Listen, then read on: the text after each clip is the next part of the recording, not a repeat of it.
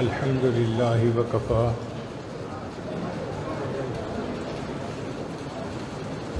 وسلام علی عبادہ الذین اصطفیٰ اما بعد اعوذ باللہ من الشیطان الرجیم بسم اللہ الرحمن الرحیم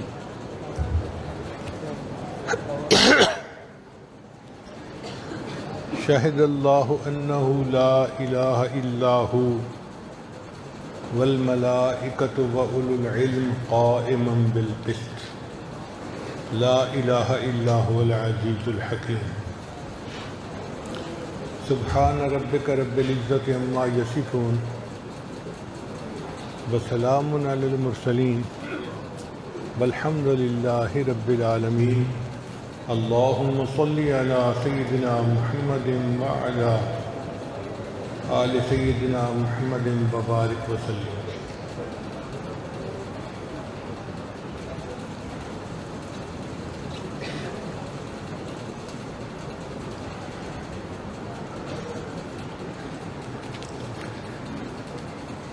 دین اسلام کی عمارت 5 ستونوں پر ہے۔ بنی الاسلام علی 5، ان میں ایک ہے کلمہ، دوسرا نماز، روزہ، حج اور زکوٰۃ، مگر آپس میں اہمیت کا فرق ہے۔ نماز بالغ ہونے کے بعد فرض ہوتی ہے، اس سے پہلے نہیں، اور ہر عورت نماز ہر وقت نہیں پڑھتی۔ جس عورت کے ایام ہوں یا جو نفاس کی حالت میں ہو وہ نماز نہیں پڑھ سکتی۔ اسی طرح روزہ بھی، کہ عورت ایام کی حالت میں روزہ نہیں رکھ سکتی، حالانکہ روزہ فرض ہے مگر اس کو اللہ نے منع کر دیا۔ زکوٰۃ ہر بندے پر فرض نہیں، صرف امیر کے اوپر فرض ہے، اور وہ امیر جس کے پاس نصاب کا مال 1 سال فالتو رہا ہو۔ حج بھی غریب کے اوپر فرض نہیں، امیر بندے پر فرض ہے، من استطاع الیہ سبیلا۔ لیکن کلمے کی شان انوکھی ہے۔ ہر انسان، مرد، عورت، بچہ، بوڑھا، بیمار، تندرست، جس حال میں بھی ہے اس کے اوپر کلمے کا پڑھنا لازم ہے۔ کلمہ پڑھنے سے انسان مسلمان کہلاتا ہے۔ حدیث مبارکہ میں ہے کہ جب کوئی بندہ کلمہ پڑھتا ہے تو ایک فرشتہ اس عمل کو لے کر آسمانوں کی طرف جاتا ہے، تو آسمانوں سے نیچے آنے والے ایک فرشتے سے اس کی ملاقات ہوتی ہے، دونوں ایک دوسرے کے ساتھ ہم کلامی کرتے ہیں۔ اوپر والا فرشتہ پوچھا کہ تم اوپر کہاں جا رہے ہو؟ وہ کہتا ہے کہ ایک بندے نے کلمہ پڑھا اور میں اس کا یہ عمل اللہ کے حضور پیش کرنے کے لیے جا رہا ہوں۔ پھر نیچے والا پوچھتا ہے کہ آپ نیچے کہاں جا رہے ہیں؟ وہ جواب دیتا ہے کہ جس بندے کا عمل تم لے کر جا رہے ہو میں اس بندے کی بخشش کا پیغام لے کے جا رہا ہوں۔ کلمہ پڑھنے سے انسان کی زندگی کے سارے گناہ معاف ہو جاتے ہیں۔ اس کی اہمیت اتنی ہے کہ مدینہ طیبہ میں ایک قبیلہ تھا بنو کلب، بکریاں چرانے والے مشہور تھے، ہر گھر میں 200-400 بکریاں، 1000-2000 بکریاں پالی ہوئی تھیں۔ حدیث مبارکہ میں آتا ہے کہ جب سب قبیلے والے اپنی بکریاں نکالتے، 2 پہاڑوں کے درمیان کی جتنی وادی تھی سب بکریوں سے بھر جاتی تھی۔ اس قبیلے کے سردار کا نام تھا دہیہ کلبی۔ ان کے دل میں اسلام قبول کرنے کی تمنا پیدا ہوئی اور وہ اپنے گھر سے چلے نبی علیہ السلام کی خدمت میں حاضر ہونے کے لیے۔ یہ اتنا بڑا واقعہ تھا اس زمانے میں کہ جبریل علیہ السلام نبی السلام کی خدمت میں حاضر ہوئے اور خوشخبری دی، اے اللہ کے حبیب صلی اللہ علیہ وسلم، دہیہ کلبی مسلمان ہونے کے لیے آ رہے ہیں۔ نبی علیہ السلام بھی بہت خوش ہوئے آپ صلی اللہ علیہ وسلم نے اٹھ کر استقبال کیا اور چادر بچھائی اور ان کو کہا کہ دہیا تم میری چادر کے اوپر بیٹھو. اذا اتاکم کریم قوم فاکرموہ، حدیث مبارکہ ہے. قبیلے کے سردار تھے مگر ان کا دل بدل چکا تھا. انہوں نے چادر تو سمیٹ لی اور اس کو بوسہ دیا اور نیچے بیٹھ گئے اور پھر کہا کہ اے اللہ کے بسم میں کلمہ پڑھنے کے لیے آیا ہوں. نبی علیہ السلام نے ان کو کلمہ پڑھایا تو دہیا کلبی نے رونا شروع کر دیا. نبی علیہ السلام نے پوچھا دہیا رو کیوں رہے ہو؟ اے اللہ کے بسم میری عمر 60 سال ہو گئی ہے اور اس 60 سال میں میں نے لوگوں پہ خوب ظلم کیا، ان پر جبر کیا. میں سردار تھا قبیلے کا، اپنی منمانی کی تو میرے 60 سال کے گناہ میرے سر پر ہیں اور ایک گناہ اس سے بھی زیادہ بڑا ہے. نبی صاحب نے پوچھا وہ کون سا گناہ؟ اے اللہ کے بسم مجھے اپنے قبیلے میں کسی لڑکی کا پیدا ہونا اچھا نہیں لگتا تھا، تو جب خبر ملتی فلاں گھر میں لڑکی پیدا ہوئی میں خود وہاں جاتا تھا اور والدین سے لڑکی کو چھین کر اس کو زندہ دفن کر دیا کرتا تھا. میں نے اپنے ہاتھوں سے 70 زندہ لڑکیوں کو زمین میں دفن کیا ہوا. اب میرے گناہ کیسے معاف ہوں گے؟ نبی اسلام نے ارشاد فرمایا الاسلام یہدم ما کان قبل، کہ جو بندہ کلمہ پڑھ لیتا ہے اس کی زندگی کے پچھلے جتنے گناہ ہوتے ہیں سب معاف ہو جاتے ہیں. 60 سال کے گناہ بھی معاف ہو گئے اور 70 معصوم لڑکیوں کو زندہ کرنے کا گناہ بھی اللہ نے معاف کر دیا. یہ کلمہ اتنی بڑی عبادت ہے. اب اس کلمے کے 2 حصے ہیں. ایک ہے لا الہ الا اللہ، اس کو تحلیل کہتے ہیں. لا الہ کا مطلب کوئی معبود نہیں، اپنی کائنات کی ہر چیز کی نفی، کچھ ہے ہی نہیں. پھر الا اللہ کہتے ہوئے انسان اللہ کا اس بات کرتا ہے. یعنی لا الہ نفی ہوئی اور الا اللہ اس بات، تو اس کو نفی اس بات کہتے ہیں. اور اس لا الہ الا اللہ کے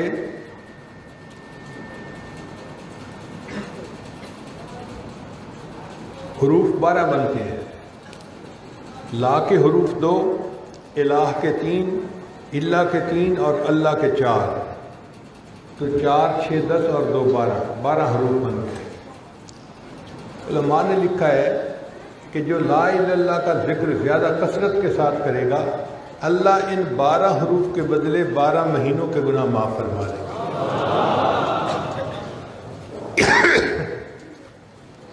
بعض علماء نے ایک اور نقطہ لکھا ہے. وہ فرماتے ہیں کہ انسان کے جسم میں گناہ کرنے والے اعضاء 12 ہیں. 2 آنکھیں، 2 کان، 2 ہاتھ اور 2 پاؤں، تو 8 ہو گئے. اور انسان کا دماغ، انسان کی زبان، انسان کا دل اور انسان کی شرمگاہ، 4 یہ ہو گئے. 8 اور 4 12، تو 12 اعضاء ہیں جن سے انسان گناہ کرتا ہے. تو جو بندہ لا الہ الا اللہ کا ذکر کثرت کے ساتھ کرے گا اللہ سب اعضاء کے گناہوں کو معاف فرما دے گا.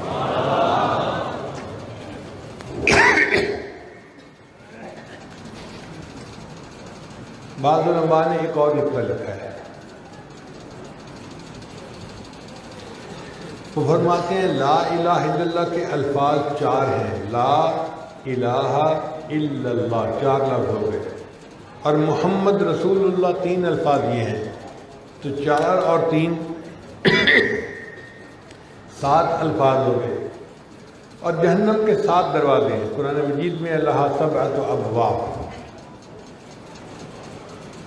اب جہنم کے 7 دروازے اور ہمارے اس کلمہ طیبہ کے 7 الفاظ. تو جو بندہ کلمہ طیبہ پڑھ لیتا ہے اللہ ہر لفظ کے بدلے جہنم کے ایک دروازے کو بند کرتا ہے، سب دروازے بند کر دیے جاتے ہیں.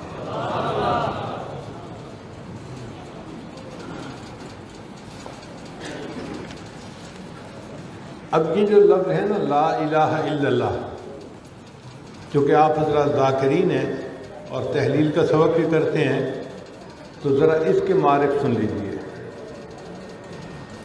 لا الہ الا اللہ کا تعلق روحانی دنیا کے ساتھ ہے، اور محمد الرسول اللہ کا تعلق جسمانی دنیا کے ساتھ ہے۔ لا الہ الا اللہ یہ یقین کی دنیا ہے، اور محمد الرسول اللہ یہ عمل کی دنیا ہے۔ لا الہ الا اللہ یہ مقصد زندگی ہے، اور محمد الرسول اللہ یہ طرز زندگی ہے۔ لا الہ الا اللہ کا تعلق باطن سے ہے جس کو دکھایا نہیں جا سکتا، اور محمد رسول اللہ کا تعلق ظاہر سے ہے جس کو چھپایا نہیں جا سکتا۔ لا الہ الا اللہ کا مطلب باطن کی دنیا کو بسانا ہے، اور محمد رسول اللہ کا معنی ظاہر کو نبی علیہ السلام کی سنتوں سے سجانا ہے۔ چنانچہ لا الہ الا اللہ قلب کو اللہ کی طرف متوجہ کرتا ہے، اور محمد رسول اللہ انسان کے جسم کو عبادت کی طرف متوجہ کرتا ہے۔ لا الہ الا اللہ یہ اندر کی بات ہے، محمد رسول اللہ یہ ظاہر کی بات ہے۔ لا الہ الا اللہ کا معنی ما سوا کا یقین دل سے نکل جائے، اور محمد رسول اللہ کا معنی کہ ما سوا کے طریقے زندگی سے نکل جائیں۔ لا الہ الا اللہ یہ ہے اللہ کو ماننا، اور محمد رسول اللہ ہے اللہ کی ماننا۔ لا الہ الا اللہ منشائے الہی پہ چلنے کا نام ہے، اور محمد رسول اللہ منشائے نبوت پر چلنے کا نام ہے۔ لا الہ الا اللہ کے اس کلمے میں جلال ہے، اور محمد رسول اللہ کے کلمے میں جمال ہے۔ لا الہ الا اللہ کا مقصد ہے احکامات الہی پر چلنے میں کامیابی ہے، اور محمد رسول اللہ کا مقصد ہے کہ نبی علیہ السلام کے طریقوں پر چلنے میں کامیابی ہے۔ چنانچہ لا الہ الا اللہ میں کامیابی کا یقین بدر میں سکھایا گیا، اور محمد رسول اللہ میں کامیابی کا یقین احد میں سکھایا گیا۔ لا الہ الا اللہ یہ جڑ کی مانند ہے، جڑ زیادہ ہو اور مضبوط ہو تو درخت بڑا اچھا ہوتا ہے، اور محمد رسول اللہ کا تعلق شاخوں کے ساتھ ہے۔ شاخیں جتنی زیادہ ہوتی ہیں اتنا سایہ زیادہ ہوتا ہے اور پھل زیادہ ہوتا ہے۔ لا الہ الا اللہ کی مثال پاسپورٹ کی مانند ہے، اور محمد رسول اللہ کی مثال اس پاسپورٹ پہ لگے ہوئے جنت کے ویزے کی مانند ہے۔ اب لا الہ الا اللہ میں ہمارا تعلق اللہ کی ذات کے ساتھ ہے، اور محمد رسول اللہ میں ہمارا تعلق نبی علیہ السلام کی ذات گرامی کے ساتھ ہے۔ تو گویا دو ہستیوں سے ہمارا واسطہ ہے، ایک وہ ہستی جو ارحم الراحمین ہے، اور دوسری وہ ہستی جو رحمت للعالمین ہے۔ شاعر نے کہا یا رب تو کریمی و رسول تو کریم، یا رب تو کریمی و رسول تو کریم، صد شکر کے ہستیم دیانے دو کریم۔ اے اللہ آپ بھی کریم ہیں اور آپ کے محبوب وسلم بھی کریم ہے، میں ہزار شکر ادا کرتا ہوں کہ میرا دو کریموں کے ساتھ واسطہ ہے۔ اب اللہ تعالیٰ کی رحمت کا معاملہ ذرا سن لیجیے۔ حدیث مبارکہ میں آتا ہے کہ اللہ تعالیٰ نے اپنی رحمت کے 100 حصے کیے، اور ان 100 حصوں میں سے ایک حصہ اللہ نے مخلوق میں تقسیم کیا، ساری مخلوق میں۔ لہذا مخلوق میں جہاں محبت نظر آتی ہے، ماں باپ کی اولاد کے ساتھ، اولاد کی ماں باپ کے ساتھ، شوہر کی بیوی کے ساتھ، بیوی کی شوہر کے ساتھ، بھائی بھائی کی محبت، بہن بھائی کی محبت، دو دوستوں کی محبت، جہاں محبت آپ کو نظر آتی ہے یہ اس ایک حصے کے آگے حصے در حصے ہیں۔ آپ یوں سمجھیں کہ جو ایک حصہ تھا وہ کوہ ہمالیہ پہاڑ کی مانند تھا، پھر اس کو ریت کے ذرات میں اللہ نے تقسیم کر کے ریت کا ایک ایک ذرہ ہر ایک کے دل میں ڈال دیا۔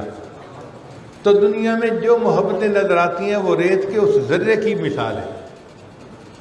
تو جب ریت کا ایک ذرہ اتنی محبت دیتا ہے تو پھر پورا ہمالیہ پہاڑ کتنا ہوگا، اور جس پروردگار کے پاس 100 حصے رحمت کے ہوں گے اس کی رحمت کا کیا حال ہوگا.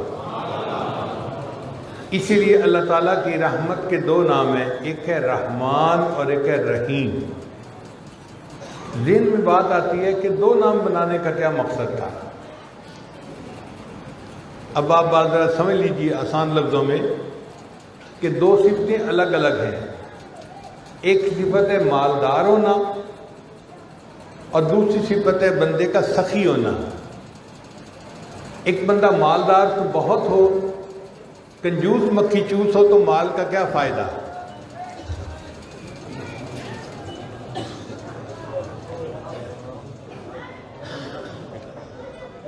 اور ایک بندہ اگر سخی بہت ہو مگر اس کے پلے کچھ نہ ہو تو وہ کیا کرے گا.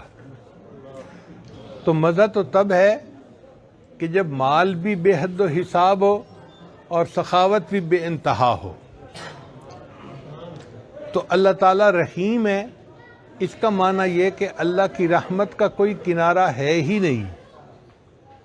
جہاں تک کسی کی نظر جائے گی اس کو اللہ تعالیٰ کی رحمت کا سمندر ہی نظر آئے گا. تو اللہ تعالیٰ کی رحمت بے حد و حساب ہے. اللہ فرماتے ہیں ان رحمتی وسعت کل شیء، میری رحمت ہر چیز کے اوپر وسیع ہے. اور رحمان کا مطلب وہ ذات کہ جس کی رحمت اپنے اور پرائے ہر ایک پہ خرچ ہو رہی ہے. کافروں کو کون اولاد دیتا ہے؟ کافروں کو مال کون دیتا ہے؟ صحت کون دیتا ہے؟ تو اللہ وہ ذات ہے جو اپنوں کو بھی نوازتا ہے، غیروں کو بھی نوازتا ہے، وفاداروں کو بھی دیتا ہے، غداروں کو بھی دیتا ہے. اس کا مطلب یہ کہ رحمت بھی بے انتہا ہے اور اس کی رحمت خرچ بھی بے انتہا ہو رہی ہے. تو 2 نام تھے الرحمن اور الرحیم. لہذا اللہ تعالیٰ کی رحمت بہت زیادہ ہے، ہم اس کا اندازہ ہی نہیں لگا سکتے. کتابوں میں لکھا ہے کہ حضرت شیخ عبد القادر جیلانی رحمۃ اللہ علیہ قرآن مجید کا درس دیتے تھے اور پورا شہر ان کا درس سننے کے لیے آتا تھا. انہوں نے اللہ تعالیٰ کی رحمت کا درس دیا اور درس دیتے دیتے 18 سال گزر گئے. اب 18 سال بڑی لمبی مدت ہے. 18 سال کے بعد ان کے دل میں خیال آیا کہ میں سامعین کو اللہ کے جلال کے بارے میں ہی بتاؤں. چنانچہ انہوں نے اللہ تعالیٰ کے جلال پر بیان کیا. اب وہ جلال کا بیان سن کے تو مجمع کے اوپر تو عجیب حالات، کچھ لوگ بے ہوش ہو گئے، کچھ فوت ہو گئے، جنازہ اٹھایا گیا. اب جب کچھ لوگ مر گئے، فوت ہو گئے، تو اللہ نے الہام کیا عبد القادر جیلانی تو میرے بندوں کے سامنے میرے جلال کا تذکرہ کرتا ہے. تو شیخ عبد القادر جیلانی رحمۃ اللہ نے عرض کیا، اے اللہ میں نے 18 سال آپ کی رحمت کا تذکرہ کیا. تو اللہ تعالیٰ نے جواب دیا کہ عبد القادر جیلانی کیا 18 سال میں میری رحمت ختم ہو گئی تھی؟ جس پروردگار کی رحمت کا یہ حال ہے کہ 18 سال کوئی بیان کرے تو بھی وہ اس کو بیان نہیں کر سکتا، اس رحمت کے حد و حساب کا کوئی اندازہ لگا ہی نہیں سکتا. اب اللہ تعالیٰ نے اپنے محبوب صلی اللہ علیہ وسلم کے ساتھ ایک وعدہ کیا. بات ذرا غور سے سننے والی ہے. اللہ فرماتے ہیں یوم لا یخزی اللہ النبی والذین آمنوا معہ. اللہ تعالیٰ قیامت کے دن اپنے محبوب کو رسوا نہیں فرمائیں گے. رسوا کو کہتے ہیں انگریزی میں لیٹ ڈاؤن ہونے دینا، کہ اللہ تعالیٰ اپنے محبوب صلی اللہ علیہ وسلم کو قیامت کے دن شرمندہ نہیں ہونے دیں گے، لیٹ ڈاؤن نہیں ہونے دیں گے. اب یہ اللہ کا وعدہ ہے. چنانچہ امت گناہ گار ہے تو قیامت کے دن نبی علیہ السلام کے سامنے جب امت کے گناہ کھلیں گے تو نبی علیہ السلام کو تو بہت اس وقت جو ہے وہ پریشانی ہوگی. تو اللہ نے اس کا علاج یہ کیا کہ دنیا میں ہی گناہوں کے بخشنے کا انتظام کر دیا. آپ ذرا غور کریں،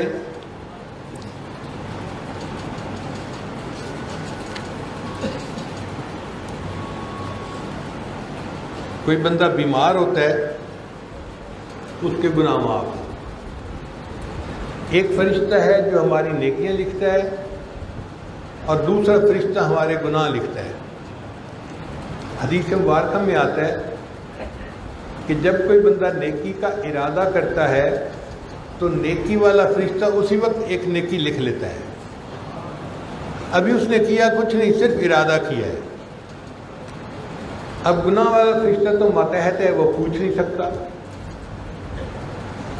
پوچھے بھی تو وہ کہتا ہے جی نیکی کا ارادہ کیا، اس لیے میں نے نیکی لکھ لی۔ اگر یہی بندہ گناہ کا ارادہ کرتا ہے تو گناہ والا فرشتہ گناہ نہیں لکھ سکتا، اس کو نیکی والے فرشتے سے جو اس کا افسر ہے اجازت لینی پڑتی ہے۔ تو نیکی کا ارادہ کیا تو نیکی لکھ لی گئی، گناہ کا ارادہ کیا گناہ نہیں لکھا جاتا۔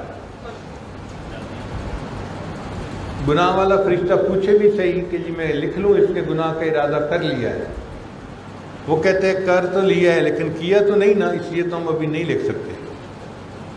حتیٰ کہ وہ بندہ گناہ کر لیتا ہے، جب کر لیتا ہے تو فرشتہ پھر پوچھتا ہے جی اب تو اس نے گناہ کر لیا، میں لکھ دوں؟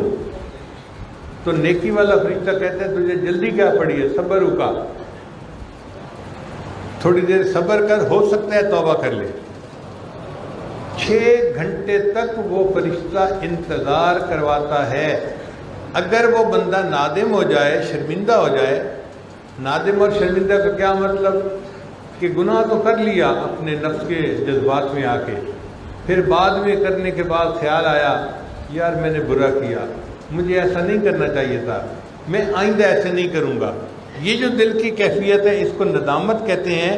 اور الندم توبۃ، یہ ندامت ہی انسان کی توبہ ہوتی ہے۔ تو اس پر اللہ تعالیٰ اس کے گناہ کو معاف فرما دیتے ہیں، گناہ لکھنے کی نوبت ہی نہیں پیش آتی۔ اور اگر بندہ نیکیاں بھی کرتا ہے گناہ بھی کرتا ہے تو حدیث مبارکہ میں آتا ہے کہ جب مومن سو جاتا ہے تو اس وقت تو فرشتوں کو اعمال لکھنے کا کام نہیں ہوتا، تو پھر نیکیوں والا فرشتہ ہر نیکی کے بدلے 10 گناہوں کو مٹانا شروع کر دیتا ہے۔ ہر نیکی کے بدلے 10 گناہوں کو مٹا دیا جاتا ہے۔ اب یہ انتظام کس نے کیا؟ اللہ نے۔ کیوں کیا؟ کہ میرے محبوب صلی اللہ علیہ وسلم کے امتیوں کی خطاؤں کو معاف کر دیا جائے، ان کو دھو دیا جائے دنیا میں، تاکہ قیامت کے دن ان کے گناہ پیش ہی نہ ہو سکے۔ پھر اس پر ایک اور بات کہ اللہ تعالیٰ نے ہوا میں پرندے، پانی میں مچھلیاں اور زمین کے اندر چونٹیاں، ان کو حکم دے دیا کہ تم میرے ایمان والے بندوں کے لیے استغفار کرو۔ مومن اپنے گھر میں بیٹھا ہوتا ہے، اپنا کاروبار کر رہا ہوتا ہے، اللہ تعالیٰ مچھلیوں کے، چیونٹیوں کے اور پرندوں کے استغفار کو بہانہ بنا کر مومن کے گناہوں کو معاف فرما دے۔ اور اس سے بھی ایک اوپر کی بات کہ آسمان پر فرشتے ہیں جن کی تعداد کو کوئی نہیں جانتا، وَمَا يَعْلَمُ جُنُودَ رَبِّكَ إِلَّا هُوَ۔ ان ان گنت فرشتوں کو اللہ نے حکم کیا کہ تم مومنوں کے لیے استغفار کرو، وَيَسْتَغْفِرُونَ لِمَنْ فِي الْأَرْضِ، اور زمین کے گناہگاروں کے لیے فرشتے استغفار کرتے ہیں، اور اس کو بہانہ بنا کے اللہ مومنوں کے گناہوں کو معاف فرما دیتے ہیں۔ کیا اللہ تعالیٰ کی ترتیب ہے اور اس کی رحمت کی دلیل ہے کہ اللہ کی رحمت تلی ہوئی ہے کہ میں نے بندے کو گناہ بچنے نہیں دینا۔ جیسے ماں ہے نا کہ بچے کے جسم پر کوئی داغ دھبا پسند نہیں کرتی، ذرا سی کوئی چیز لگی ہو فوراً اس کو نہلا دیتی ہے، دھو دیتی ہے۔ اللہ کی رحمت بھی ایسے ہی ہے کہ بندے نے اپنے دل کو سیاہ کیا، اللہ فوراً اس کے دل کو صاف فرما دیتے ہیں۔ پھر ایک بندہ بیمار ہو جاتا ہے تو اس کی بیماری کو بہانہ بنا کر اللہ اس کے گناہوں کو بھی معاف فرما دیتے ہیں۔ حدیث مبارکہ میں ہے کہ بندہ بیمار ہو کے شفا یاب ہوتا ہے تو اس طرح گناہوں سے پاک ہو جاتا ہے جس طرح کہ وہ نہانے کے بعد میل کچیل سے پاک صاف ہو گیا تھا۔ پھر دنیا میں کوئی تکلیف آتی ہے، کوئی غم آتا ہے، کوئی پریشانی آتی ہے، حتیٰ کہ چراغ جل رہا تھا وہ چراغ بجھ گیا، اس چراغ کے بجھنے پر بندے کے دل کو تھوڑا سا ارمان لگتا ہے کہ بجھ گئی روشنی، وہ جو چھوٹا سا ارمان لگا اس پر بھی اللہ گناہوں کو معاف فرما دیتے ہیں۔ علماء نے لکھا ہے کہ ایک بندے کی 2 جیبیں تھیں، اس نے اپنی گھر کی کنجی ایک جیب میں ڈالی، جب نکالنے کا وقت آیا تو اس نے دوسری جیب میں ہاتھ ڈالا اور دوسری جیب میں کنجی نہیں تھی، تو تھوڑی دیر کے لیے اس کو ایک مینٹل شاک لگا، صدمہ، وہ میری چابی کہاں گئی؟ پھر اس کو دوسری جیب میں چابی مل بھی گئی۔ یہ جو تھوڑی دیر کا صدمہ ہے اس پر بھی اللہ گناہوں کو معاف فرما دیتے ہیں۔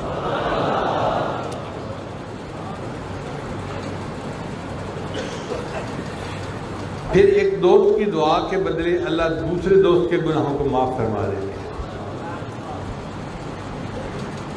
پھر جمعہ کے دن جو اہتمام کے ساتھ بندہ جمعہ پڑھتا ہے، حدیث مبارکہ میں آتا ہے اللہ جمعہ کی نماز اہتمام کے ساتھ پڑھنے پر پورے ہفتے کے گناہوں کو معاف فرما دیتے ہیں۔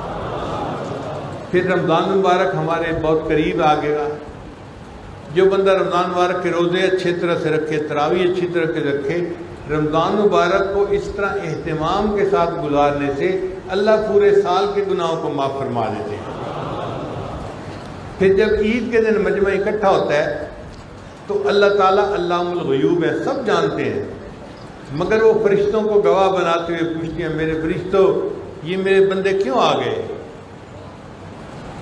فرشتے کہتے ہیں اللہ یہ وہ مزدور ہیں جنہوں نے پورا مہینہ روزے رکھے اور مزدوری کی، اب یہ آپ سے اس کی اجرت لینے کے لیے آئے ہیں۔ اللہ فرماتے ہیں عبادی و امائی، میرے بندوں اور میری بندیوں، تم نے رمضان کے روزے رکھے، تراویح پڑھی، اس کی وجہ سے قوموا مغفورا لکم، تم کھڑے ہو جاؤ بخشے بخشائے، میں نے تمہارے گناہوں کو بھی نیکیوں میں تبدیل فرما دیا۔ تو عید کی نماز پڑھنے پر پوری زندگی کے گناہ معاف۔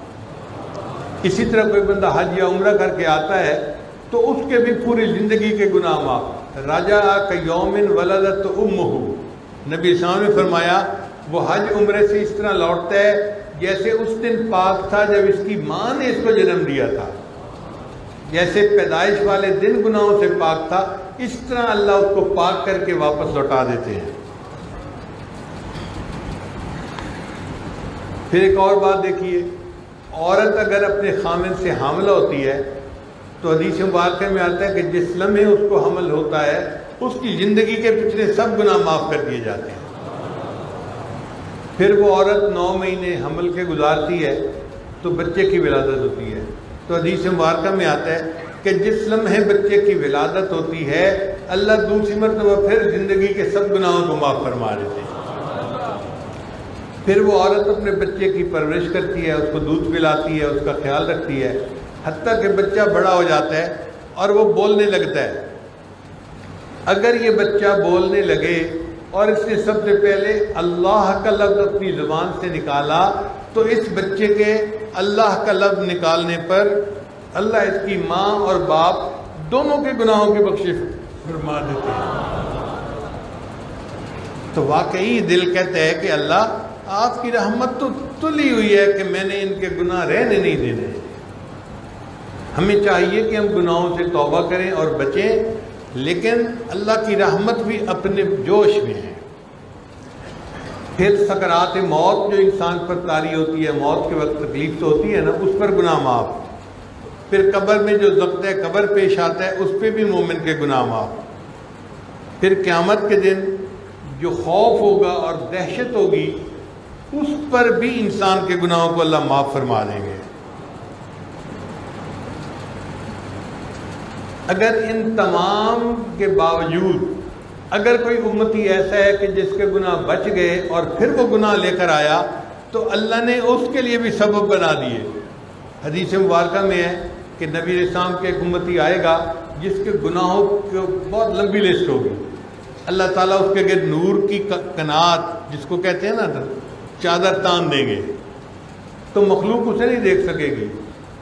پھر اللہ اس بندے کو کہیں گے تیرا یہ گناہ، یہ گناہ، یہ گناہ، یہ گناہ، سارے گناہ گنوائیں گے۔ وہ تسلیم کرتا رہے گا حتیٰ کہ وہ سوچے گا آج میں جہنم سے بچ نہیں سکتا۔ اللہ آخر پر فرمائیں گے تو تو گناہ بھی کرتا تھا اور معافیاں بھی مانگتا تھا، ہم نے دنیا میں بھی تیرے عیبوں کی پردہ پوشی کی، آج بھی پردہ پوشی کرتے ہیں اور تیرے گناہوں کو نیکیوں میں تبدیل کر دیتے ہیں۔ پھر جب رحمت کا پردہ ہٹے گا تو اس بندے کے نام اعمال پہ لوگوں کی نظر پڑے گی، کوئی ایک بھی گناہ درج نہیں ہوگا، تو لوگ آپس میں باتیں کریں گے شاید یہ انبیاء میں سے کوئی نبی ہوگا جس نے معصوم زندگی گزاری، کوئی گناہ ہی اس نے نہیں کیا، حالانکہ وہ نبی علیہ السلام کے گناہ گار امتی ہوگا، مگر اللہ اس کے گناہوں کو اس طرح معاف فرما دیں گے۔ علماء نے لکھا ہے کہ اللہ تعالیٰ قیامت کے دن اپنے 100 حصے رحمت کے ساتھ بندوں کی طرف متوجہ ہوگا۔ اب بتائیں، ایک ماں جس کو ایک ریت کا ذرہ ملا ہے رحمت کا، وہ بچے کو دھوپ میں کھڑا ہوتا نہیں دیکھ سکتی، آگ کے قریب جاتے نہیں دیکھ سکتی، تو جس پروردگار کے پاس کو حوالیہ نہیں، یہ تو ایک حصہ تھا، 100 حصے اللہ کے پاس رحمت کے ہیں، اس 100 حصے رحمت کے ساتھ اللہ اپنے مومن بندے کو جہنم میں کیسے جائے گا؟ یہ ہو ہی نہیں سکتا۔ چنانچہ حضرت قاری محمد طیب رحمۃ اللہ نے اپنے خطبات میں ایک بات لکھی ہے، وہ فرماتے ہیں کہ 2 بندے ہوں گے جن کے گناہ زیادہ ہوں گے، اللہ تعالیٰ ان کو بلائیں گے اور فرمائیں گے کہ بھائی تم نے گناہ کیے اور غفلت میں زندگی گزاری، جاؤ جہنم میں۔ اب ان میں سے ایک جو ہوگا وہ تو جہنم کی طرف تیز چلنا شروع کر دے گا، جس کو کہتے ہیں نا برسک واک کرنا، تیزی سے چلنا، وہ تو دوڑ ہی لگا دے گا۔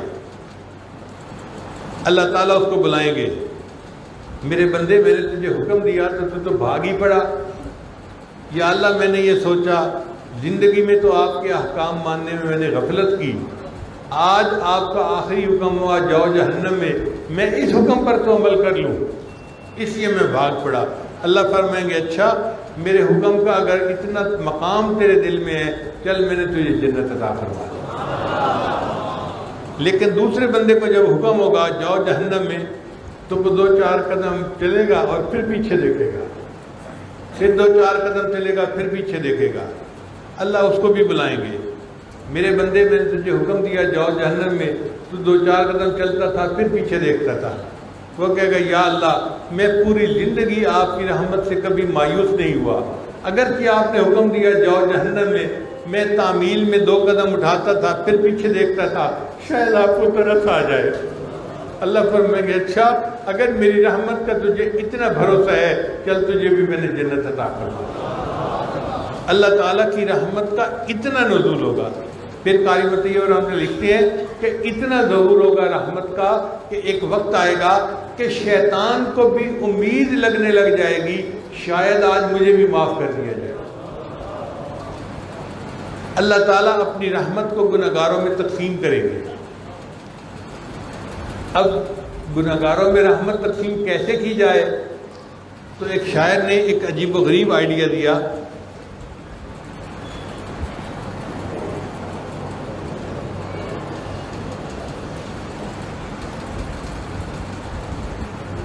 شوگر کی وجہ سے میرا منہ خشک ہو جاتا ہے اور میرے لیے بولنا مشکل ہوتا ہے، تو یہ ڈاکٹر حضرات ساتھ ہیں، یہ ایک ایک گھونٹ پانی دیتے ہیں لوبریگیشن کے لیے۔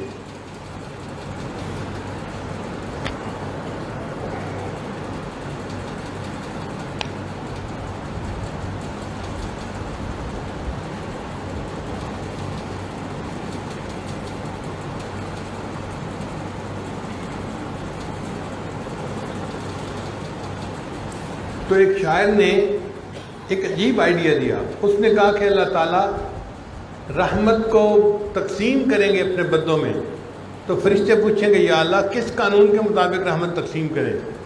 تو ہو سکتا ہے اللہ تعالیٰ یہ فرما دیں کہ جس کے گناہ جتنے زیادہ ہیں اس کو رحمت میں سے اتنا زیادہ حصہ دے دیا جائے، اور اگر یہ معاملہ ہو گیا تو پھر قیامت کے دن عجیب معاملہ ہوگا۔ بے گناہوں میں چلا زاہد جو اس کو ڈھونڈنے، بے گناہوں میں چلا زاہد جو اس کو ڈھونڈنے، مغفرت بولی ادھر آ میں گناہ گاروں میں ہوں، وہ کرشمے شان رحمت دکھائے روز حشر، چیخ اٹھا ہر بے گناہ میں بھی گناہ گاروں میں ہوں۔ اللہ کی رحمت کا اتنا ظہور ہوگا کہ جو بے گناہ لوگ ہوں گے نا وہ بھی چیخ کر کہیں گے فرشتوں تم تو سب رحمت گناہ گاروں میں لٹا رہے ہو، میں بھی گناہ گار ہوں، مجھے بھی حصہ دے دو۔ اب ارحم الراحمین کی رحمت کو تو ہے یہ معاملہ۔ اب دوسری ہستی ہے رحمت للعالمین، اللہ کے پیارے حبیب صلی اللہ علیہ وسلم، ان کا معاملہ اور بھی عجیب ہے۔ حدیث مبارکہ میں ہے کہ سیدہ صدیقہ رضی اللہ عنہا نے پوچھا اے اللہ کے حبیب صلی اللہ علیہ وسلم میں جب آپ کو دیکھتی ہوں آپ روتے ہیں، دعا کرتے ہیں اور یا رب امتی یا رب امتی کہتے رہتے ہیں۔ نبی صلی اللہ علیہ وسلم نے فرمایا عائشہ میں ساری زندگی یا رب امتی کرتا رہوں گا، حتیٰ کہ جب میری موت کا وقت آئے گا میں اس وقت بھی یا رب امتی کہوں گا، اور قیامت کے دن جب سب انبیاء بھی نفسہ نفسی پکار رہے ہوں گے میں اس وقت بھی اللہ کے سامنے یا رب امتی امتی ہی کا رٹ لگاؤں گا۔ تو جس محبوب صلی اللہ علیہ وسلم کی رحمت اتنی ہے کہ وہ قیامت کے ہولناک مناظر اور دہشت ناک ماحول میں بھی اپنے امتیوں کو اکیلا نہیں چھوڑیں گے، تو پھر آپ سوچئے ان کی کتنی رحمت کا معاملہ ہو۔ حدیث مبارکہ میں آتا ہے کہ جب آیت اتری اللہ نے فرمایا کہ اے میرے محبوب صلی اللہ علیہ وسلم وَلَسَوْفَ يُعْطِيكَ رَبُّكَ فَتَرْضَىٰ، تیرا رب تجھے اتنا دے گا کہ تو راضی ہو جائے گا۔ ہمارے حضرت مرشد عالم رحمۃ اللہ کا ترجمہ یوں فرمایا کرتے تھے کہ اے میرے محبوب اللہ تجھے اتنا دے گا کہ تو بس بس کرے گا۔ آپ کسی برتن میں دودھ لینے جائیں نا اور دینے والا اس کو اوپر کنارے تک بھر دے تو لینے والا کہتے ہیں جی بس بس بس، کیونکہ اب وہ نیچے گرنے کی خطرہ ہوتا ہے۔ تو اللہ اپنے محبوب کو اتنی رحمت سے نوازیں گے کہ محبوب صلی اللہ علیہ وسلم بھی بس بس کرنے لگ جائیں گے۔ اے میرے محبوب اللہ تجھے اتنا حصہ دے گا کہ تو راضی ہو جائے گا۔ جب یہ آیت اتری تو نبی علیہ السلام نے صحابہ سے کہا کہ اللہ نے میرے ساتھ وعدہ کیا ہے کہ وہ مجھے راضی کرے گا، اور میں اس وقت تک راضی نہیں ہوں گا جب تک کہ میرا آخری امتی بھی جنت میں نہیں چلا جائے گا۔ وہ تھا ارحم الراحمین کا معاملہ، اور یہ ہے رحمت للعالمین کا معاملہ۔ اللہ اکبر کبیرہ۔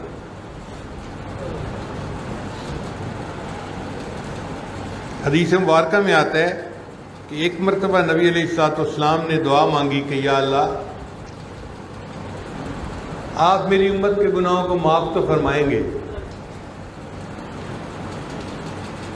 لیکن ایسے بھی لوگ ہوں گے کہ جن کا کوئی عمل ایسا نہیں ہے کہ ان کو جہنم سے نکالا جائے، تو آپ اپنی رحمت کا بھی تو معاملہ دکھائیں نا۔ اللہ تعالیٰ نے وعدہ فرما لیا اے میرے محبوب صلی اللہ علیہ وسلم میں جہنم سے ایک لپ بھر کے نکالوں گا، اور ان لوگوں کو جو ایمان والے ہوں گے ان کو جنت عطا فرما دوں گا۔ اب جب اللہ نے وعدہ فرمایا تو حضرت عمر رضی اللہ عنہ بڑے خوش ہو گئے۔ حضرت ابو بکر صدیق رضی اللہ عنہ بھی پاس بیٹھے تھے۔ ابو بکر صدیق رضی اللہ عنہ نے پھر عرض کیا اے اللہ کے حبیب صلی اللہ علیہ وسلم اللہ کی رحمت کی خاص نظر ہے، آپ اور دعا کیجئے، اللہ رحمت کا اور اظہار فرما۔ تو عمر رضی اللہ عنہ کا ابو بکر آپ جانتے ہو نا اللہ کتنے بڑے ہیں اور اللہ کی لف کتنی بڑی ہوگی۔ تو ابو بکر صدیق نے جواب دیا عمر میں جانتا ہوں اللہ کتنے بڑے ہیں اور اللہ کی لف کتنی بڑی ہوگی، لیکن اگر اوروں کا فائدہ ہو سکتا ہے تو تمہارا کیا نقصان ہے۔ چنانچہ نبی علیہ السلام نے پھر دعا مانگی، اللہ نے وعدہ فرمایا میں 2 لپیں بھر کے نکالوں گا اور ان لوگوں کو جنت عطا فرما دوں گا۔ اب آپ غور کیجئے کہ اگر پلاؤ پکا ہوا ہونا اور میں اپنی دونوں ہتھیلیوں سے یوں بھروں تو ہزاروں کی تعداد میں چاول تو میری لپ میں آ جائیں گے۔ یہ تو ایک چھوٹا سا بندہ ہے جس کی لپ ہے۔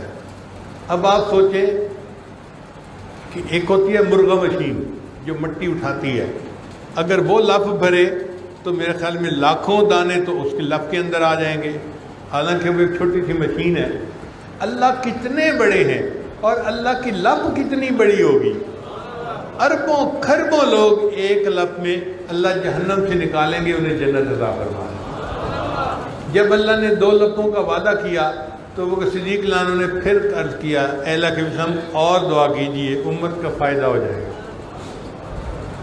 چنانچہ نبی صاحب نے پھر دعا کی، اللہ نے وعدہ کیا میرے محبوب صلی اللہ علیہ وسلم میں 3 لپیں بھر کے نکالوں گا اور ان کو جنت عطا فرما دوں گا۔ ابو بکر صدیق لانو کا بھی دل خوش ہو گیا اور عمر لانو کا بھی دل خوش ہو گیا اور نبی علیہ السلام کا بھی دل راضی ہو گیا۔ اب آپ بتائیں اللہ کی رحمت کا ایسا ظہور ہوگا قیامت کے دن، اور یہ کس لیے ہوا کہ نبی علیہ السلام نے دعا مانگی۔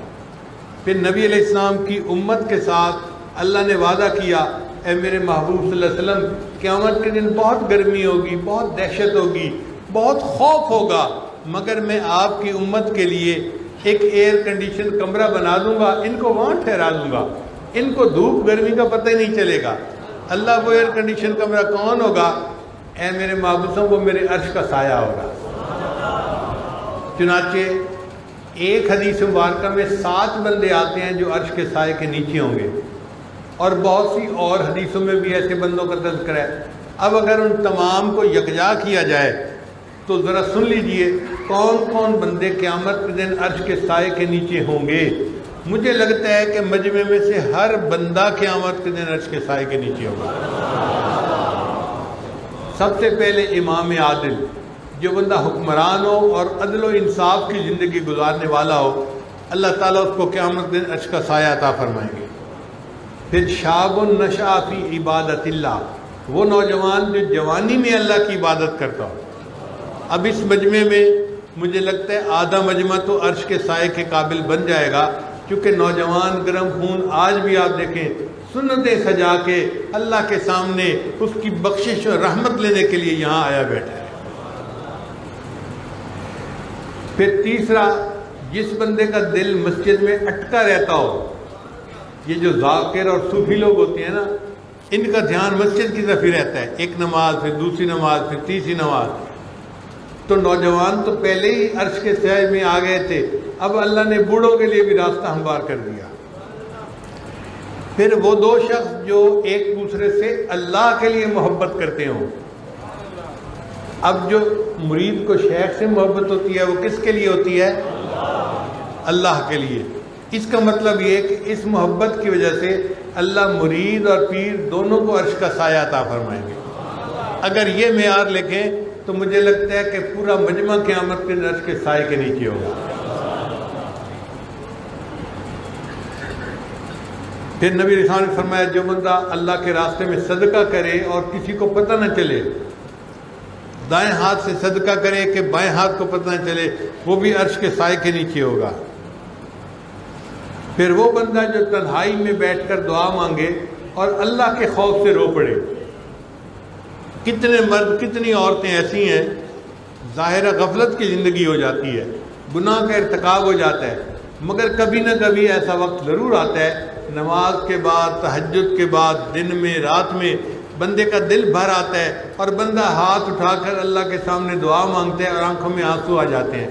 ایسا مرد اور ایسی عورت جس کی آنکھ سے اللہ کے خوف کی وجہ سے آنسو بہا، یہ اللہ تعالیٰ قیامت کے دن عرش کا سایہ عطا فرما دے گا۔ پھر کوئی مرد کسی عورت کو گناہ کی طرف بلائے اور عورت کہنے میں اللہ سے ڈرتی ہوئی انکار کر دے، تو یہ عورت بھی قیامت کے دن عرش کے سائے میں ہوگی۔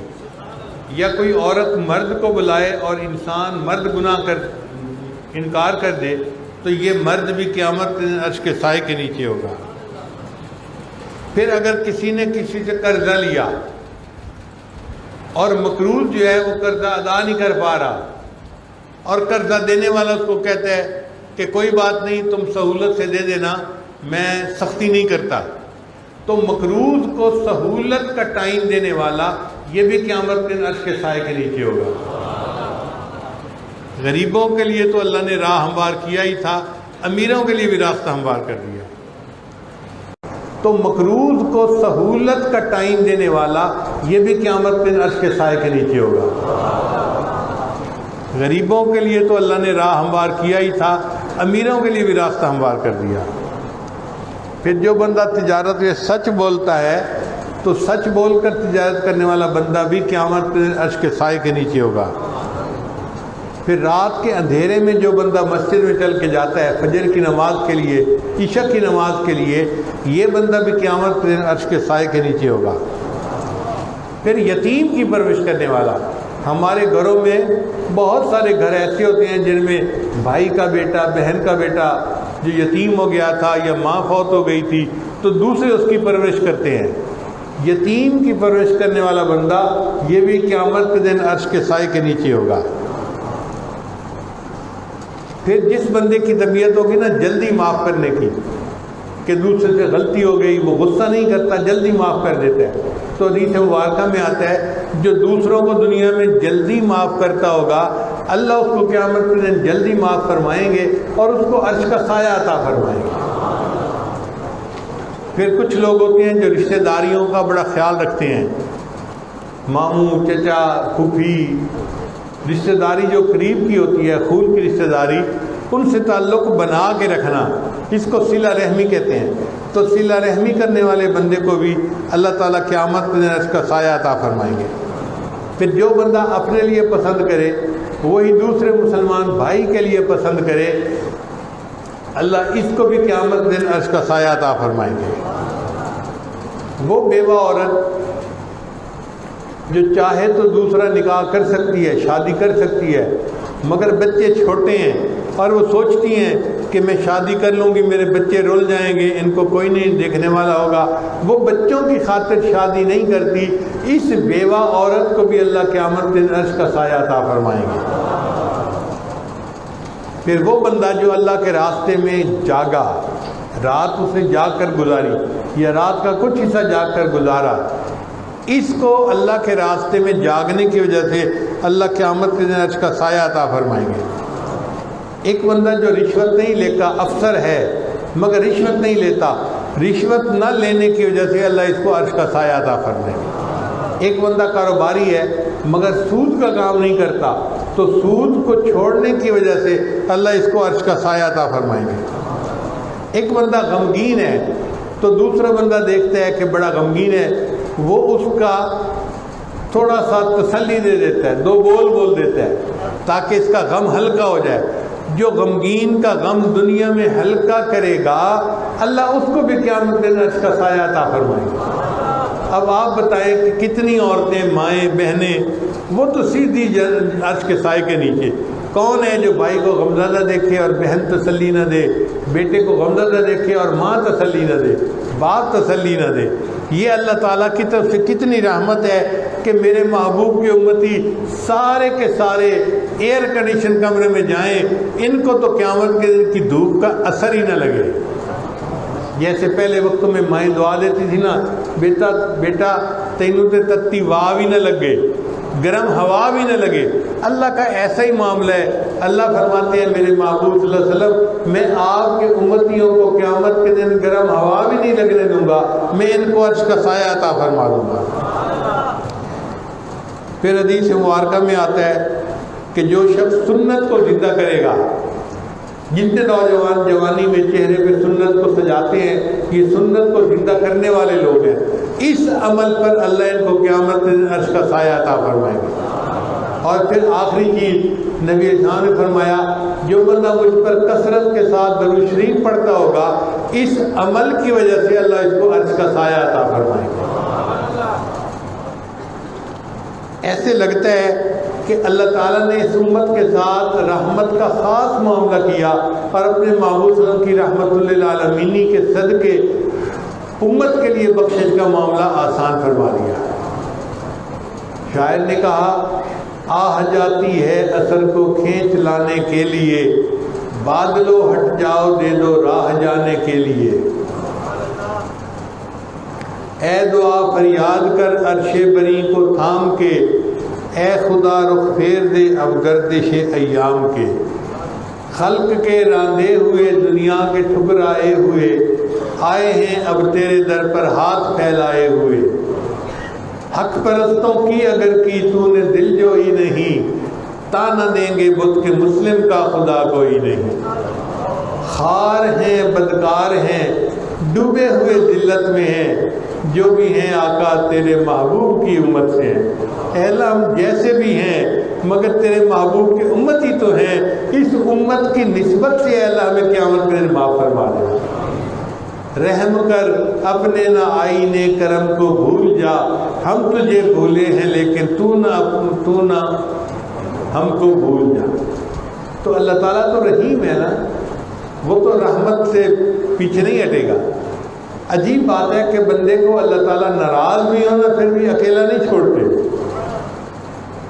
جس بندے سے اللہ ناراض ہو اگر اللہ اس کو بھی اکیلا نہیں چھوڑتے تو جس بندے سے اللہ خوش ہوں گے راضی ہوں گے اس کو کیسے اکیلا چھوڑ دیں گے؟ اس لیے اللہ تعالیٰ کی رحمت پہ پورا بھروسہ ہو۔ نبی اسلام نے ارشاد فرمایا کہ تم میں سے کسی بندے کو موت نہ آئے مگر اس حال میں کہ اللہ کے ساتھ حسن ظن ہو، اچھا گمان ہو۔ تو ہمیں اللہ کے ساتھ گمان اچھا رکھنا چاہیے۔ کیوں جی بات سمجھ میں آئی؟ اب ایک فکرہ یاد کیجئے، فکرہ یہ یاد کرنے والا ہے، اللہ جتنی بڑی تیری ذات اتنی بڑی میری آس۔ اللہ جتنی بڑی تیری ذات، ذرا اس کو اونچی آواز سے کہہ دیجیے،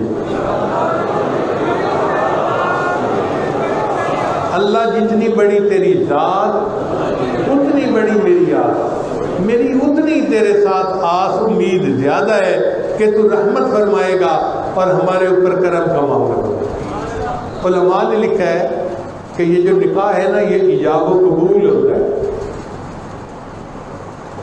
کہ بیٹی کی طرف سے وکیل جو ہے ایجاب اور جو دلہا ہے وہ اس کو قبول کرتا ہے، قبل تو کہتا ہے۔ تو ایجاب و قبول کے بعد دلہا اپنی دلہن کو لے کے اپنے گھر جاتا ہے، ایسے ہی ہوتا ہے نا۔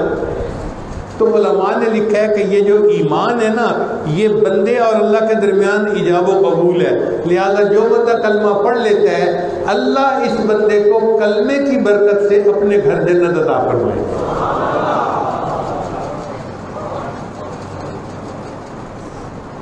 چنانچہ حدیث پاک میں آتا ہے اللہ تعالیٰ قیامت کے دن فرشتوں کو کہیں گے کہ میرے بندوں کا حساب لو اور حقوق العباد کا حساب پہلے لو۔ جو ایک دوسرے کو دل آزاری کی، ایک دوسرے کی غیبت کی، الزام تراشی کی، یہ حقوق العباد کہلاتے ہیں۔ تو حقوق العباد کا حساب لو۔ چنانچہ حقوق العباد کا حساب ہو جائے گا۔ جس نے برا کیا ہوگا تو دوسرے کو اس کی نیکیاں دے دی جائیں گی، اور اگر حقوق العباد کا معاملہ کلیئر ہو گیا تو پھر فرشتے کہیں گے اللہ ہم نے ایمان والوں کے حقوق العباد کا حساب لے لیا، اب کیا کریں؟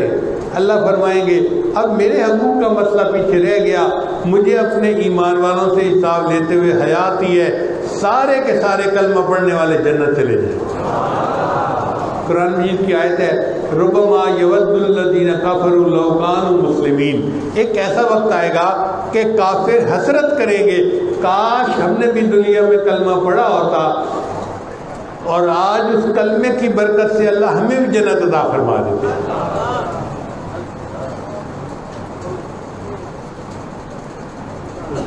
تو یہ کلمہ بہت بڑی نعمت ہے، بہت بڑی دولت ہے۔ یہ عنوان آج میں نے کیوں چنا؟ اس لیے کہ دجالی فتنے کا دور ہے اور کفر نے ایسا الٹا پروپیگنڈا کیا ہوا ہے کہ مسلمان اپنے آپ کو مسلمان کہلاتے شرماتے ہیں۔ عورتیں ایسی نافرمان بن گئی ہیں، کہتی ہیں میرا جسم میری مرضی۔ بھئی تمہارا جسم کہاں سے آ گیا؟ تم نے اپنی مرضی سے آنکھیں بنائی تھیں، اپنے مرضی سے کان بنائے تھے۔ اگر اللہ تمہارا دماغ نہ بناتا تم پاگل ہوتی، اللہ تمہیں آنکھیں نہ دیتا تم اندھی ہوتی، اللہ گویائی نہ دیتا تم گنگی ہوتی، اللہ تمہیں صحت نہ دیتا تم بیمار ہوتی، اللہ تمہیں کھانا نہ دیتا تم بھوکی ہوتی، اللہ لباس نہ دیتا تم ننگی ہوتی، اللہ تجھے مال نہ دیتا تو بھکارن ہوتی، اللہ تجھے صحت نہ دیتا تو بیمار ہوتی۔ آج اللہ نے اگر تجھے علم دیا تو پڑھی لکھی کہلاتی ہے، ورنہ تو جاہل ہوتی۔ یہ جو عزتوں کی زندگی گزارتی پھر رہی ہے یہ میرے مالک کا کرم اور احسان ہی تو ہے۔ لہذا آج کے دور میں یہ ٹاپک سمجھانا ضروری ہے کہ جو ہے ہمارے اوپر اللہ کا کرم ہے، یہ جسم اللہ نے دیا ہے اور اللہ کی مرضی سے ہم نے اس کو استعمال کرنا ہے۔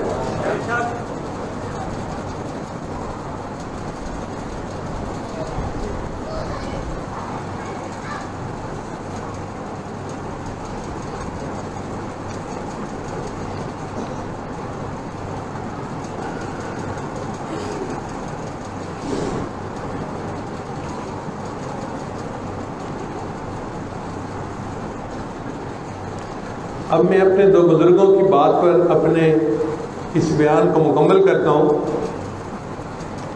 یہ جو ہم کہتے ہیں نا لا الہ الا اللہ، نہیں کوئی معبود سوائے اللہ کے، اس بات کو سن کر اللہ کو خوشی ہو جاتی ہے. چنانچہ یہ اتنا عظیم کلمہ ہے کہ ساری امتوں کو اس کا حکم ملا. اللہ نے آدم السلام کو کلمہ دیا لا الہ الا اللہ آدم صفی اللہ، لا الہ الا اللہ نوح نجی اللہ، لا الہ الا اللہ ابراہیم خلیل اللہ، لا الہ الا اللہ موسیٰ کلیم اللہ، لا الہ الا اللہ عیسیٰ روح اللہ. اور اس امت کو ملا لا الہ الا اللہ محمد الرسول اللہ. لہذا یہ بہت بڑی نعمت ہے جو اللہ نے ہمیں عطا فرمائی. ہم اس کے ساتھ پکے رہیں اور کلمے پہ ہونے کا شکر ادا کریں کہ اللہ آپ نے ہمارے اوپر احسان فرمایا، ایمان عطا کیا. ہم اس ایمان کی دولت ملنے پر آپ کے شکر گزار ہیں. اب ایمان کی حفاظت کے ساتھ ہمیں دنیا سے جانے کی توفیق عطا فرمانا.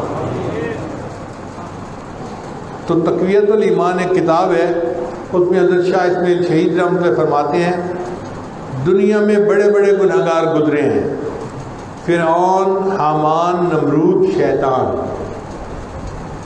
دنیا میں بڑے بڑے گناہگار گزرے ہیں جیسے فرعون، حامان، نمرود اور شیطان. فرماتے ہیں اگر کوئی شخص ساری دنیا کے گناہوں کا ارتکاب کر لے مگر توحید کے اوپر قائم رہے تو اس کے بھی اللہ سب گناہوں کو معاف فرما دیں گے. سارے گناہوں کو کوئی کر لے مگر توحید پر پکا رہے، لا الہ کی گواہی دیتا رہے، اللہ اس کی وجہ سے سب گناہوں کو معاف فرما دے.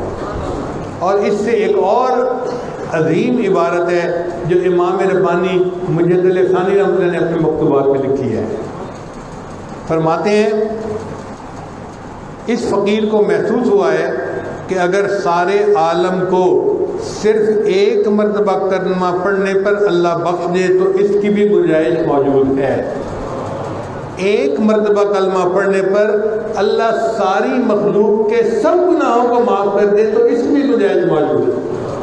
یہ کلمہ کتنی بڑی نعمت ہے. کاش ساری دنیا کی نسبت اس کے ساتھ ایسی ہوتی جو قطرے کو سمندر کے ساتھ ہے. دل چاہتا ہے کہ ایک کونے میں بیٹھ کر کلمہ پڑھنے کی لذت لیتا رہوں. تو جن کے تحلیل کے اسباق ہیں وہ خوش نصیب سالکین ہیں، ان کو چاہیے کہ وہ تنہائی میں بیٹھ کے لا الہ الا اللہ، لا الہ الا اللہ، لا الہ الا اللہ، یہ کلمے کا ذکر انسان کے لیے بخشش کا ذریعہ بنے گا. ہم دعا کرتے ہیں کہ اللہ تعالیٰ ہمیں اپنی رحمت سے حصہ عطا فرمائے اور قیامت میں اس کلمے کی برکت سے اللہ ہمیں جنت عطا فرمائے. وآخر دعوانا ان الحمد للہ رب العالمین.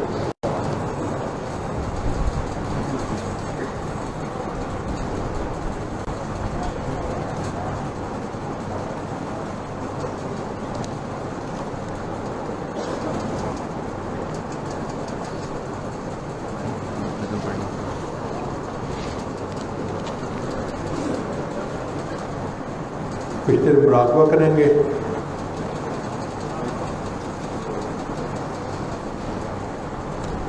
سب حضرات آنکھوں کو بند کر لیں، سر کو جھکا لیں.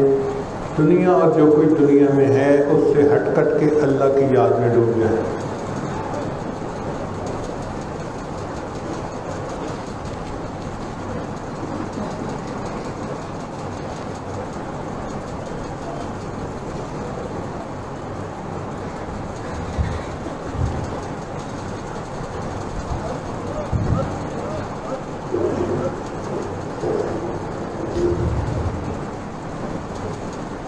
اپنے کسی عمل پہ سہارا ہی نہیں ہے، اپنے کسی عمل پہ سہارا ہی نہیں ہے. توبہ کیے بغیر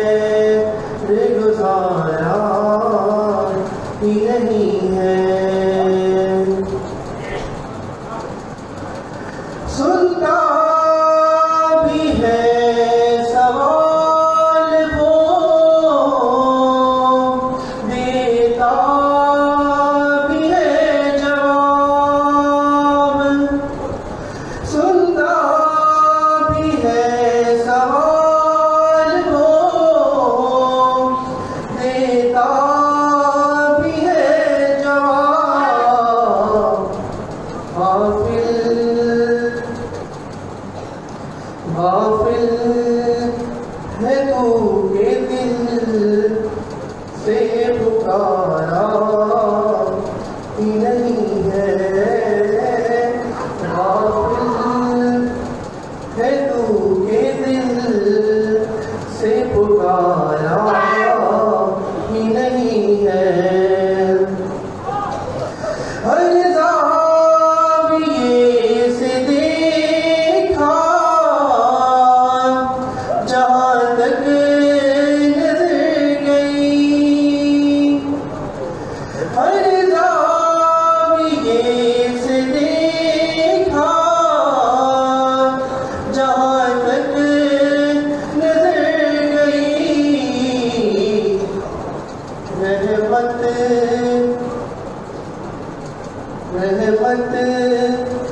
اس کی کو کنارہ ہی نہیں ہے رحمت اس کی کوئی کنارہ ہی نہیں ہے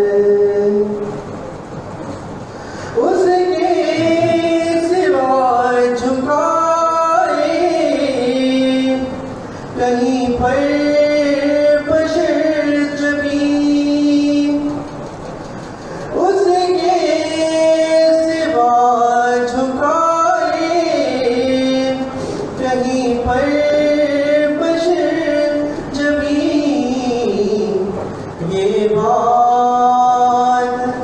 یہ بات کبریا تو گوارا ہی نہیں ہے یہ بات کبریا تو گوارا ہی نہیں ہے محشر میں منہ دکھائیں گے آقا کو کس طرح محشر میں منہ دکھائیں گے آقا کو کس طرح آقا نکل کہاں یہ ہمارا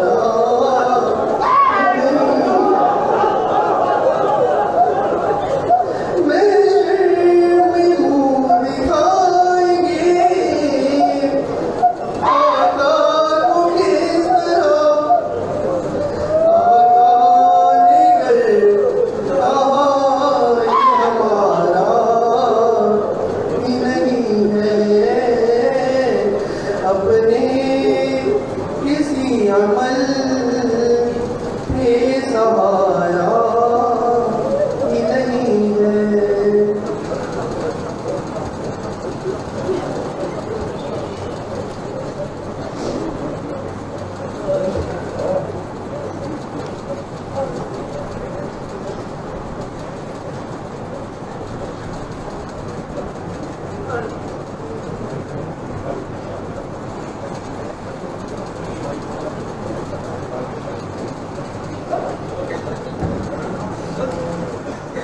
لا الہ الا اللہ محمد رسول اللہ دعا کر لیجیے سبحان ربی العظیم الوہاب اللہم صلی علی سیدنا محمد وعلی آل سیدنا محمد وبارک وسلم اے رب کریم ہم آپ کے عاجز مسکین بندے ہیں ہمارے گناہوں کو معاف فرما خطاؤں سے درگزر فرما عیبوں کی پردہ پوشی فرما اللہ ہماری نگاہوں کو پاک فرما ہمارے دلوں کو صاف فرما ہمارے سینوں کو اپنی محبت سے لبریز فرما اپنے عشق کی آتش ہمارے سینوں میں پیدا فرما ہمارے انگ انگ سے اپنے ذکر کو جاری فرما روئے روئے سے اپنے ذکر کو جاری فرما ہڈی ہڈی بوٹی بوٹی میں اپنی محبت پیدا فرما اے میرے مالک آپ نے فرمایا وَأَمَّا السَّائِلَ فَلَا تَنْهَرْ सवाली को इनकार न करो।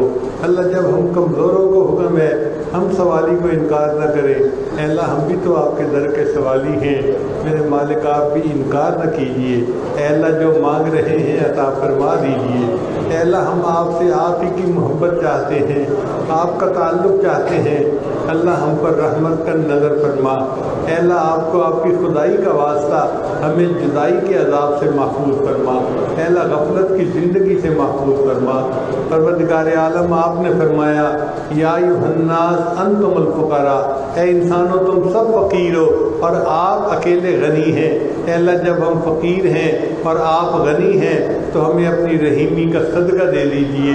आपने फरमाया इन्नमा सदक़ातु लिल फुक़रा, सदक़ात तो फ़कीरों के लिए होते हैं। अल्लाह अपनी करीमी का सदका दे दीजिए, अपनी रहीमी का सदका दे दीजिए, अपनी सत्तारी का सदका दे दीजिए, अपनी गफ़ारी का सदका दे दीजिए। अल्लाह रहमत का मामला फरमा, हमारी इन दुआओं को अपनी रहमत से कबूल फरमा। अल्लाह हमने अमीरों को देखा है रमज़ान मुबारक के करीब गरीबों को बड़े बड़े रमज़ान पैकेज दे देते हैं। अल्लाह हम अपने अमलों से तो जन्नत के जाने के काबिल नहीं, लेकिन आप अपनी रहमत से अगर फैसला फरमा दें तो अल्लाह हमारे लिए भी जन्नत जाना आसान हो जाएगा। अल्लाह हमारे लिए जन्नत का फैसला फरमा दीजिए। अल्लाह हम पर करम कर दीजिए, मेहरबानी फरमा दीजिए। अल्लाह इस मजमे में बहुत सारे मर्द और बहुत सारी औरतें दूर करीब से चल के आए इस उम्मीद के साथ कि दुआएं मांगेंगे और कबूल होंगी। अल्लाह सबकी दुआएं कबूल फरमा लीजिए, सबकी मुरादें पूरी कर दीजिए। अल्लाह इस मिस्कीन के पास तो देने के लिए दुआएं हैं, मगर आपके पास तो देने के लिए कायनात के ख़जाने हैं। अल्लाह ख़जानों के दरवाज़े खोल दीजिए और सबकी झोलियां भर दीजिए। अल्लाह हम पे तरस खा लीजिए, अल्लाह हम पे करम कर दीजिए। मेरे मौला हम पे रहम फरमा दीजिए, हमारी मुरादें पूरी कर दीजिए। अल्लाह आपके सिवा कोई और दर भी तो नहीं, हमारा कोई मुश्किल कुशा नहीं, कोई हाजत रवा नहीं। कसम उठाकर कहते हैं आप अकेले मुश्किल कुशा और हाजत रवा हैं। अल्लाह हमारी हाजतें पूरी कर दीजिए, हमारे मुश्किलों को आसान कर दीजिए। अल्लाह जो बे औलाद उनको नेक औलाद अता फरमा। अल्लाह जो जवान उम्र बच्चियाँ घरों में बैठी हैं उनको नेक दीनदार कदरदान रिश्ते अता फरमा। अल्लाह जो शादीशुदा हैं उनको खामदों बच्चों की खुशियाँ नसीब फरमा। अल्लाह जो तलबा तालिबात हैं उनके सीनों को इल्म के नूर से मुनव्वर फरमा और अल्लाह सबको इल्म नाफ़े अता फरमा। हमारी इन दुआओं को अपनी रहमत से कबूल फरमा। अल्लाह हमने तो अपनी औकात के बदर मांगा, तो हमें अपनी शान के बकदर अता फरमा। परवरदिगार आलम आपने अपनी अमानत को पहाड़ के सुपुर्द किया, उसने उसको कबूल करने से माजरत कर ली, फिर आपने वो अमानत इंसान को सुपुर्द की। हम ज़ुल्म और जहूल जो ठहरे हमने उसको कबूल कर लिया। अल्लाह ये कैसे हो सकता है कि जिस पहाड़ ने माजरत की थी उसको तो आपकी तजल्ली नसीब हो गई और हम कलमा पढ़ने वाले उस तजल्ली से महरूम रह जाएं। अल्लाह इस मजमे पर भी अपनी रहमत की तजल्ली फरमा दीजिए, एक करम की नज़र फरमा दीजिए। अल्लाह मेहरबानी की नज़र फरमा दीजिए। अल्लाह हम पर रहमत फरमा और हमें भी ये नेमत अता फरमा। अल्लाह आप जानते हैं और इस बात पे गवाह है कि मैंने अपनी पूरी जवानी इसी धुन में गुजारी कि मुझे अल्लाह आपका दीदार चाहिए, आपका दीदार चाहिए। मैं कहाँ न पहुँचा तेरी दीद की तलब में। अल्लाह मैंने शहरों के सफ़र किए, मुल्कों के सफ़र किए इसी दीद में कि मैं आपका दीदार करना चाहता हूँ। अल्लाह अब बुढ़ापा आ गया है, बीमारियाँ गालिब आ गई, बाल सफ़ेद हो गए, हड्डियाँ बोसीदा हो गई। अल्लाह अब मैं उस दुआ को इतना ज़्यादा नहीं मांगता, अलबत्ता एक और दुआ गालिब आ गई है। अल्लाह उसको पूरा कर दीजिए और वो दुआ ये है कि अल्लाह ज़िंदगी में एक मरतबा मुझे मोहब्बत की नज़र से देख लीजिए। अल्लाह एक मरतबा, अल्लाह एक मरतबा, अल्लाह एक मरतबा मोहब्बत की नज़र से देख लीजिए। अल्लाह ये दुआ मांगते डर भी लग रहा है आपकी तरफ से जवाब ना आ जाए। मोहब्बत की नज़र में बिलाल पे डालता था, मोहब्बत की नज़र में सुमैया पे डालता था। तुम अपनी ज़िंदगियों को देखो अल्लाह, हम अपने गुनाहों का इकरार करते हैं, हम इकरारी मुजरिम हैं, मगर آپ بھی تو رحیم اور کریم ہیں، اللہ مجرموں کو بخش دینا، آپ کی شان غفاری ہے، اللہ مہربانی فرما دیجئے، آج گناہوں کو معاف فرما دیجئے اور ایک مرتبہ محبت کی نظر سے دیکھ لیجئے، اللہ رحمت فرما دیجئے، کرم کر دیجئے۔ اس مجمع میں جو بھی لوگ ہیں، چھوٹے بڑے مرد عورت، اے اللہ سب کو محبت کی نظر سے دیکھ لیجئے اور سب کی دعائیں قبول فرما لیجئے اور سب کو خوشیوں کے ساتھ اپنے گھروں میں واپس لوٹا دیجئے۔ اے اللہ اس خانقاہ کو مزید دن دگنی رات چوگنی ترقی عطا فرما۔ حضرت شاہ صاحب جس محنت کے ساتھ کام کر رہے ہیں، اللہ ان کو اور زیادہ قبولیت عامہ تامہ نصیب فرما اور حضرت قریشی کے فیضان کو اللہ دنیا کے کونے کونے تک پہنچانے کی توفیق عطا فرما اور ان کی اولاد کو اللہ ان کے لیے آنکھوں کی ٹھنڈک بنا، ہماری ان دعاؤں کو اپنی رحمت سے قبول فرما۔ اے اللہ جو مانگا وہ بھی عطا فرما، جو مانگنا چاہیے تو نہیں مانگ سکے وہ بھی عطا فرما۔ ربنا تقبل منا انک انت السمیع العلیم تب علینا انک انت التواب